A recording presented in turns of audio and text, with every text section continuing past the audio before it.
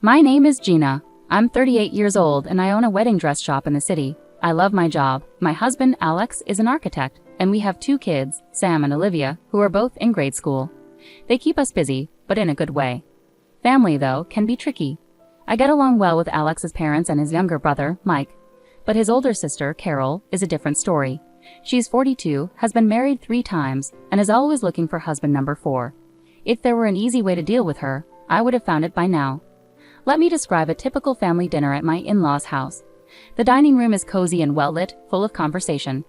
Alex's mom is as sweet as ever, putting food on the table.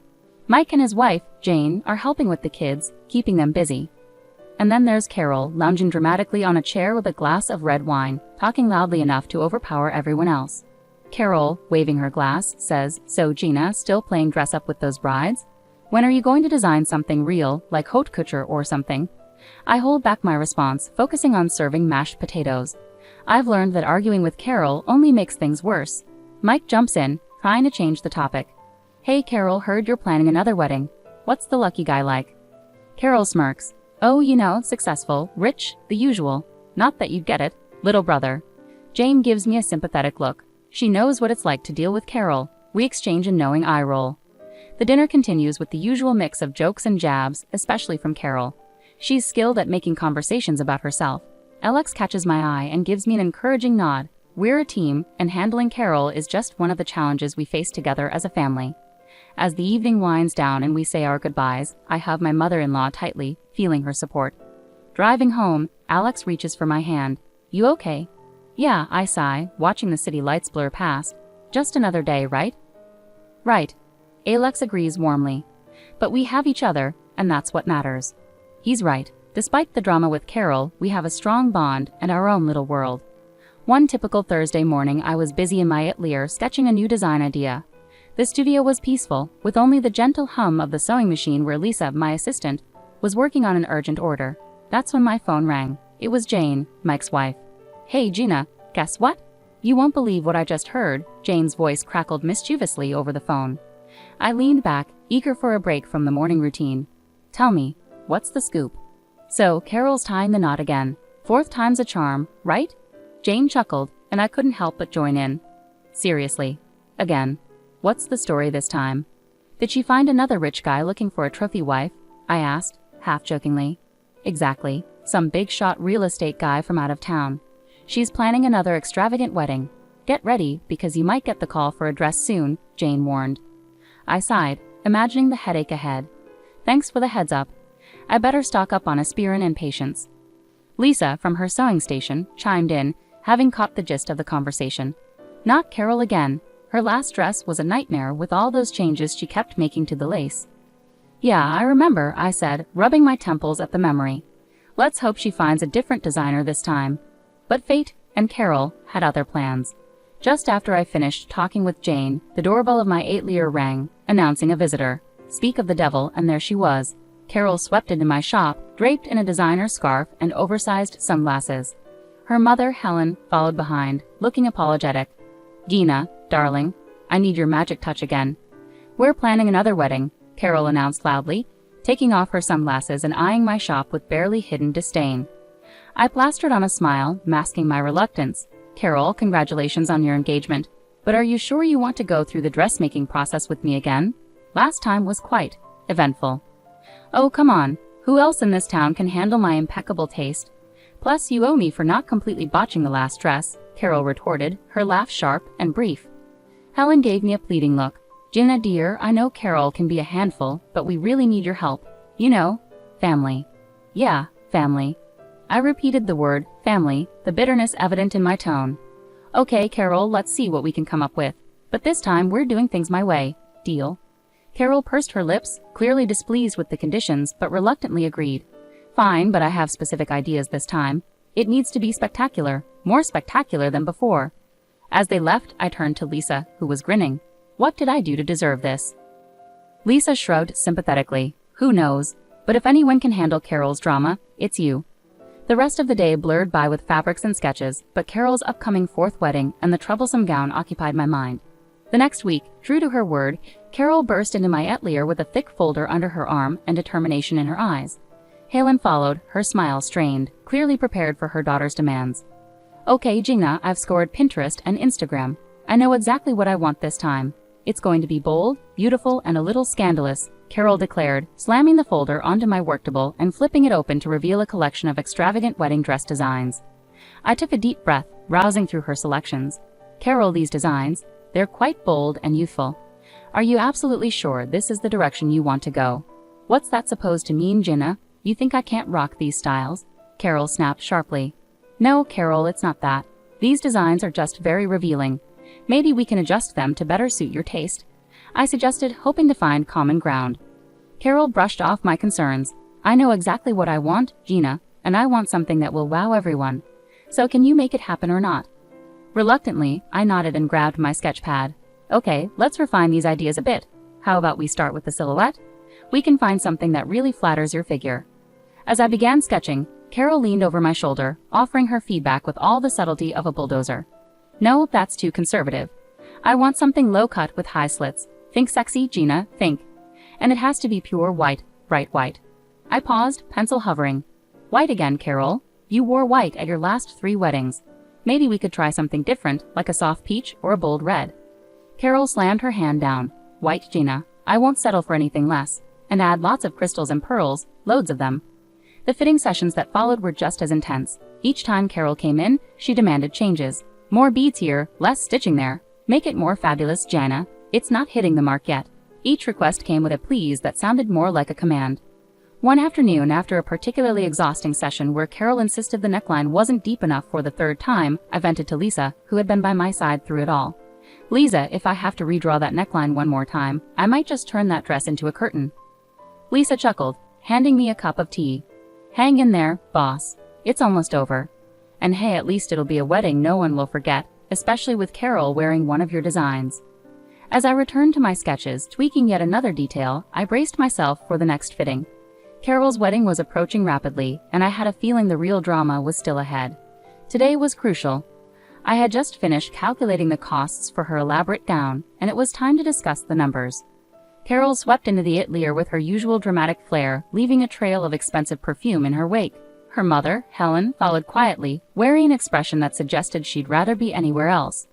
Okay, Gina, let's see if you've impressed me this time, Carol declared, barely sparing a glance at the sketches and fabric samples laid out for her approval. I took a deep breath and handed her the detailed invoice. Here's the breakdown, Carol. Considering the materials and labor, the total comes to $2,500. I've already applied a 30% family discount. Carol's eyes widened as she glanced over the document. She slammed it onto the table, causing a spool of thread to tumble to the floor with a clatter. Listen, Gina, I'm marrying a top businessman. My wedding will be full of wealthy, influential guests. Think of this as a prime advertising opportunity for your business. You should be paying me to wear your dress. I stared at her in disbelief. Paying you, Carol? I've already given you a significant discount. I can't afford to give away dresses, even for family. Helen tried to intervene, her voice gentle. Carol, dear, Gina has been very fair with the pricing. Let's not. Carol interrupted sharply, her frustration apparent. No, Mom, this is ridiculous. I'm doing her a favor. She should appreciate it. The tension in the room was thick. I crossed my arms, holding her gaze firmly. Carol, I understand your perspective, but running my business isn't a hobby. I have bills to pay and employees to compensate. I can't give away products for free, regardless of the exposure. Carol's face flushed with anger. Then forget it. I'll find someone else who values the opportunity. As she stormed out, Helen lingered, her expression apologetic. I'm so sorry, Gina. I'll talk to her. I sighed heavily, feeling a mix of frustration and relief as Helen followed Carol out of the shop. The rest of the day passed in a blur of small tasks, my mind replaying the tense confrontation over and over. When I got home, I recounted everything to Alex. Alex was visibly upset. She can't take advantage of your hard work like that, Gina. It's not fair to you or your team. Later that evening, just as Alex and I were getting ready for bed, my phone rang. It was Helen, her voice soft and weary. Gina, I've been thinking about this afternoon. Carol was being unreasonable, but could we still make this work? Maybe as a wedding gift. It would mean a lot. Her request caught me off guard. After a moment's pause, I agreed despite the day's turmoil. All right, Helen, I'll do it. The dress will be my gift to Carol. Designing Carol's wedding dress had turned my atelier into a battlefield of demands and alterations. Each fitting with Carol drained me more than the last. My staff, tired of her behavior, started timing their breaks to avoid her visits. Lisa, my lead assistant, whispered to me as she grabbed her purse, "We're taking a break. Let us know when she's gone." Carol rolled her eyes as they left. "They're so sensitive. You'd think they'd be used to criticism in this business." Trying to maintain peace, I continued pinning the dress while Carol went on about her extravagant wedding plans. The tension in the room was palpable, and I silently counted down the minutes until she would leave. A week before the wedding, my phone buzzed. It was Paula, a close friend who also knew Carol well. "Hey, are you excited about the wedding? I saw the guest list. It's going to be quite the event." I paused, holding a needle in midair. "The guest list? I haven't seen it yet. Can you send it to me? I'm curious about who's coming." "Sure, I'll email it to you now," Paula replied before ending the call. When the email arrived, I scrolled through the names, only to realize my name was nowhere on it. I wasn't invited. The realization hit me harder than I expected. Later that evening, I brought it up with Alex. His expression darkened as he listened. "She didn't invite you after everything you've done for her?" "Apparently not," I muttered, feeling a mix of hurt and frustration. Together we called Carol, hoping for a misunderstanding, but the conversation quickly turned tense. "Carol, Jenna isn't on the guest list. Is this a mistake?" Alex asked, his voice firm. Carol's mocking laughter echoed through the phone. "No mistake. Gemma is just the seamstress. Why would she be at the wedding? It's for important people." I could feel my heart racing, my grip tightening on the phone. "But I've been making your dress as a gift, Carol." More laughter followed. "Yeah, thanks for the dress, but let's not pretend you belong at my wedding, Gina. Just stay home." Alex erupted in anger. "How can you be so ungrateful? She's your family." Carol abruptly hung up, leaving Alex pacing the room, furious at his sister's callousness. I sat there, feeling the weight of the situation sink in. The dress I had poured weeks into, the stress I had endured, all for someone who couldn't even acknowledge me at her wedding. It was a painful betrayal, cutting deeper than any harsh word she had ever uttered. A week later at the final fitting, Carol breezed into the atelier as if nothing had happened. She was all smiles and demands, acting as though she hadn't just excluded me from one of the most significant days of her life. As we adjusted the dress, I maintained a facade of professionalism, hiding the hurt brewing inside. I had quietly resolved on a plan for subtle justice, something to reclaim a small sense of dignity without causing a scene. "Oh, and I'll need to make one final adjustment to the dress at my workshop," I mentioned casually as I helped Carol out of the gown. "I'll bring it to your place on the morning of the wedding." Always rushed, Carol barely nodded. "Just make sure it's early. I have a tight schedule and I can't afford any delays." "I understand," I replied evenly. "You can count on it being there on time." On the morning of the wedding, Alex and I arrived at Carol's house with the beautifully packaged dress in hand. My heart raced, not out of nerves for the event, but from anticipation of her discovering my small surprise. Carol greeted us coldly at the door, snatching the dress box without a word of thanks. "Alex, you can stay. Gina, you should leave now. We wouldn't want to upset the important guests," she said icily. I maintained my smile, concealing the hurt her words caused. "Of course, Carol. Have a wonderful day." Alex glared at her, clearly upset, but he squeezed my hand and chose to leave with me. As we walked back to the car, his support gave me strength. Meanwhile, Mike and Jane, who were also attending the wedding, overheard how Carol treated us. Outraged, they decided then and there to skip the ceremony. Mike came over to our car before we could drive away. "I can't believe she treated you like that, Gina. We're not staying either. It's one thing to be demanding about your wedding, but it's another to be outright cruel," Mike said, clearly upset. As we tried to lighten the mood, my phone buzzed. It was a text from Paula, who had stayed at the wedding. "Something's up. Carol looks furious. Did you do something?" the text read. I couldn't help but smirk. Just a little wedding gift. Alex and I had just settled down with our morning coffee, finally enjoying a quiet moment, when a sharp ring of the doorbell shattered the peace. We exchanged looks, sensing the day wasn't quite over. I opened the door to find Carol standing there, red-faced and furious, clutching a simple piece of cloth. Her mother, Helen, stood beside her, a mix of embarrassment and frustration on her face. Carol's fiancé, a stern-looking man, hovered in the background, his expression grim. "What is this, Gina?" Carol thrust the cloth at me as if it were damning evidence. "Explain this now." I took a deep breath, my resolve unwavering. "That's your wedding dress, Carol. Considering your behavior and how you've treated everyone, that piece of cloth seems more than fair." Her face contorted with anger. Carol stepped closer, her hand raised as if to strike. "You've ruined my wedding," I shuled. Helen intervened, catching her daughter's arm mid-air. "Carol, stop this right now. Violence won't solve anything." Her fiancé finally spoke up, his voice firm and cold. I can't do this, Carol. You've shown your true colors. The wedding is off." With that, he turned and walked away without looking back. "No, please don't leave," Carol pleaded, her voice cracking with anger and desperation. But he didn't stop, disappearing around the corner. Left standing with only her mother, Carol redirected her fury towards me. "Look what you've done. Are you happy now? You've ruined everything." Before I could respond, she stormed off, her mother following after her with an apologetic glance back at us. Closing the door, I leaned against it, feeling Alex's hand on my shoulder. "Are you okay?" he asked softly. "Yeah, just shaken," I admitted, and we moved back to the living room, trying to process the rapid unraveling of the evening. It wasn't long before my phone rang again. I answered to hear Jane on the other end, her voice urgent. "Gina, you won't believe it.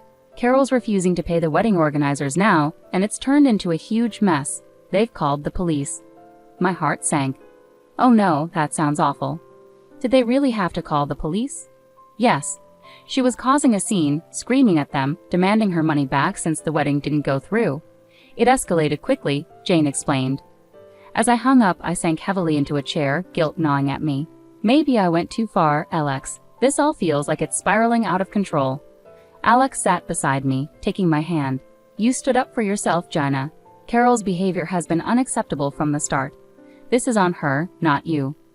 Despite his reassurance, I couldn't shake the pang of sympathy for Carol. She was family, difficult as she was. After the tumult of Carol's failed wedding day, life slowly returned to normal, but the dynamics within our family had changed irreversibly. Alex and I decided to cut off contact with Carol. The fallout wasn't just a cancelled wedding. It had revealed deeper issues in our family that had been ignored for too long. One quiet Sunday morning, Helen joined us for coffee. The tension in the room was palpable as she walked in, but her first words broke the ice. "I want you to know, Gina, I'm not upset with you. If anything, I blame myself for how Carol turned out. I've always given in to her, ever since she was little. I've spoiled her." I poured her a cup of coffee, and we sat at the kitchen table, a gentle breeze playing with the curtains. "Helen, you can't blame yourself for Carol's choices. She's an adult now, and she has to take responsibility for her actions." Helen took a sip of her coffee, her eyes filled with sadness. "You're right, Gina. It's just so difficult. She's my daughter, and it hurts to see her making these mistakes." I reached across the table and squeezed her hand. "I understand. You love her deeply, but sometimes tough love is necessary. Maybe this will be a turning point for her." The conversation shifted as Helen updated us on the latest rumors about Carol. Apparently she had amassed significant debts, counting on a grand wedding to a wealthy groom to improve her financial and social status.